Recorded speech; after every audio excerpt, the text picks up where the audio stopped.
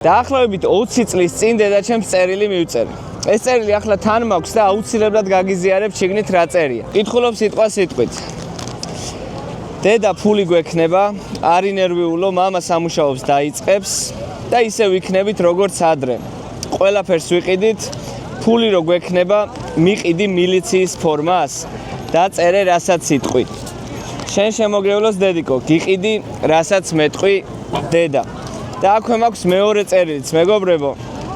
დედა არ ინერვიულო, მალე ფული გვექნება, მამა სამუშაოს დაიწყებს, მანქანასაც იყიდის, ნუღა ინერვიულებთ, ცოტაც კიდევ მოვიცადოთ და ყველაფერი მოწესრიგდება, ისე ვიქნებით როგორც ადრე. მეგობრებო, ჩემი ამერიკაში ჩამოსვლა არ არის უბრალო ამბავი.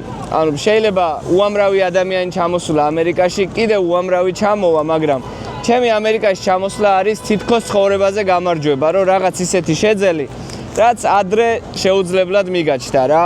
ამიტომ ვიდეოს დასასრულს მინდა ახალი წლიდან გისურვოთ იმ მიზნების ასრულება და იმ ოცნებების ასრულება, რომელსაც ახლა გული დაატარებთ და თარო შეუძლებელი გონიათ იმ მიზნებისთვის მიგეღწიოთ რა. ჩემი ცხოვრება ძალიან რთული იყო. ახლა რომ ამერიკაში ვარ, კიდევ ერთხელ ვამბობ, ჩემს ცხოვრებაზე გამარჯვება. მადლობა ამისთვის ჩემს მშობლებს, ჩემს საყვარელ ადამიანებს. მადლობა ჩემ დას, რომელიც ღამეებს ათენებდა ხოლმე, რომ ჩემთვის უნივერსიტეტში სწავლის ფული გადაეხადა, როცა ამის შესაძლებლობა არ მქონდა. ეგ რო არ გაეკეთებინა, არ ვიცი ახლა სად ვიქნებოდი.